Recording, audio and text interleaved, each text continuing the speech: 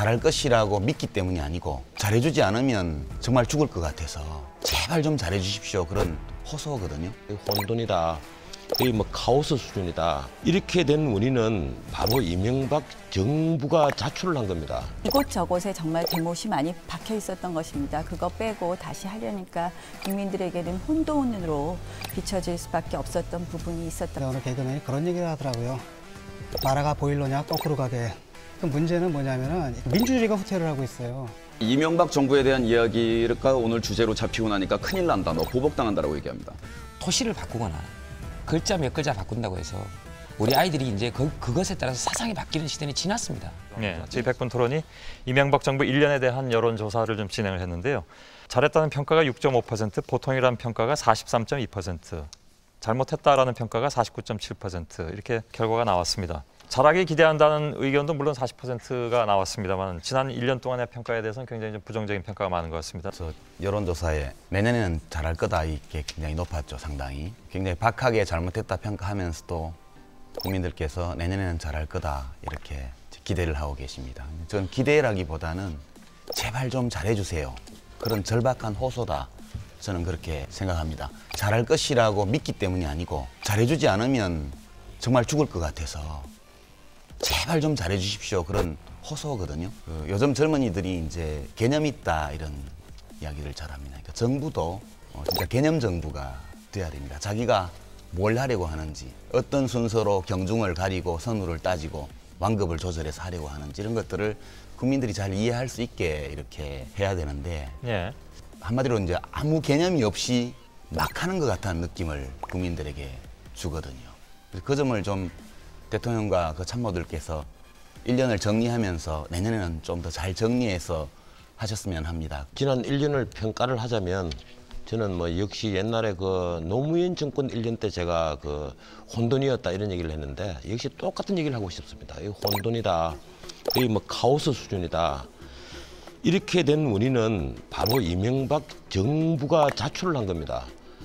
그 이명박 정권이 탄생을 한 원인은 여러분들 다 아시지만 바로 노무현 정권이 그 이념투쟁의 골몰을 하고 민생을 도외시한 바람에 그 반대급부로 탄생을 한 겁니다.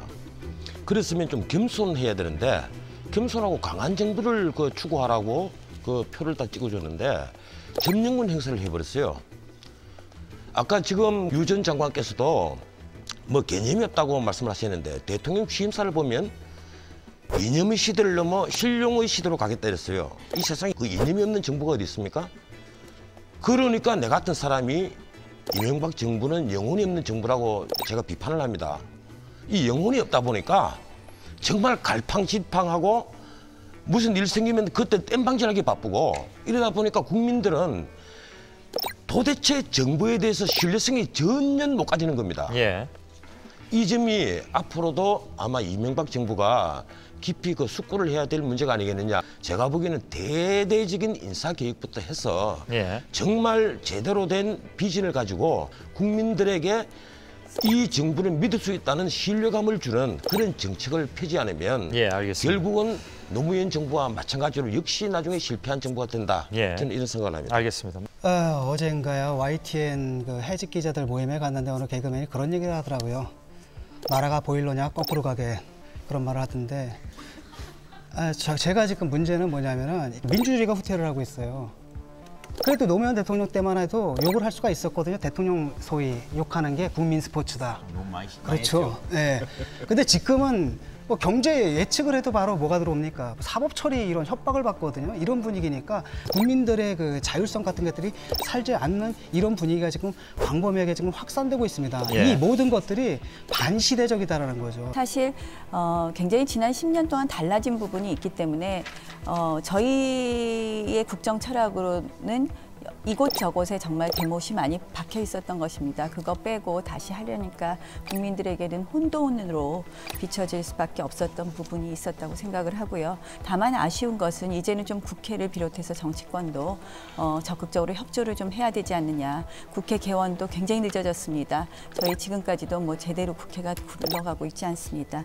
그렇게 해서 이제 위기인데요. 지금 사실 이제 이 위기를 기회로 만드는데 좀 모두들 같이 힘을 합쳐야 되지 않을까 이렇게 생각을 합니다. 예. 민주주의의 후퇴라든가 권위주의의 부활이라는 면에서는 부인할 수 없는 사실이라고 생각합니다. 단적인 하나의 예를 들어볼까요?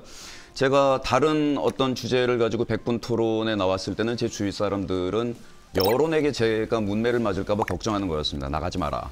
너한테 좋을 거 하나도 없어. 그러나 이명박 정부에 대한 이야기가 오늘 주제로 잡히고 나니까 큰일 난다. 너 보복당한다라고 얘기합니다. 물론 그런 일이 실제로 일어나느냐 안 일어나느냐를 제가 이야기한 것이 아닙니다. 사람들이 그 정도로 위협감을 느낀다는 겁니다. 유모차 엄마들을 체포했습니다. 공무원들을 전부 물갈이를 합니다. 방송을 장악합니다. 교과서가 자신들의 이데올로기에 맞지 않는다고 거기에 대해서 일방적인 주장을 펼칩니다. 하다못해 국가의 정책을 펼쳐나갈 때도 전문가 집단에 대해서조차도 거기다가도 이념을 들이댑니다. 전 변호사님께서 말씀하신 것처럼 점령군 행세를 한다라는 표현과 크게 다르지가 않습니다. 이런 경직은 그 행정부가 일일이 사소한 명령을 내리지 않아도 사회 각계각층으로 확산되고 파급됩니다. 그러므로 인해서 모든 경직 현상들이 일어나게 되고 이런 경직 현상들은 나중에 경제가 되살아난다고 해서 쉽사리 회복되지 않습니다.